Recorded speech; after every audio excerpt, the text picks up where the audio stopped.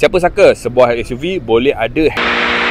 Ini adalah Subaru Forester generasi ke-5 dan ini adalah Subaru Forester generasi ke-6. Wah, nampak gaya baru, muka pun dah lain. Jom aku tunjukkan apa yang baru. Segalanya adalah baru, dari rupa luaran sehinggalah ke platform SGP yang kini 10% lebih kukuh. Ini memberikan daya kendalian yang kukuh dan seronok seperti sebuah kereta. Rupa luaran mengikut trend masa kini, di mana aluran dari bonet panjang di depan sehingga aliran boxy yang ada sedikit karakter wagon di belakang. Untuk bahagian dalam, kemasan dan sesuatu rasa lebih mewah, tetapi rasa rugged off-roader masih lagi dikekalkan. Di tengah ada skrin infotainment 11.6 inci dengan sokongan Apple CarPlay dan Android Auto secara wireless. Subaru Forester sekarang dipakai enjin 2.5 liter FB25 NA yang baru dipadankan dengan transmisi TR58 CVT yang juga baru. Kuasa 185 horsepower dan daya torque 247 Nm dah cukup untuk memberi rasa pemanduan yang lancar dan tenang. Apa yang lebih menarik, sistem keselamatan EyeSight 4.0 kini diperkenalkan dalam model ini. Sistem kamera ditambah baik dengan konfigurasi kamera stereo bersama kamera wide angle yang baru. Kini boleh kenal pasti pejalan kaki dan penunggang basikal dengan lebih tepat. Ciri terbaru, emergency driving stop system turut hadir bersama sistem EyeSight 4.0 ini. Siapa sangka sebuah SUV boleh ada handling seperti kereta. Dan dengan harga RM221,500, apa pendapat korang?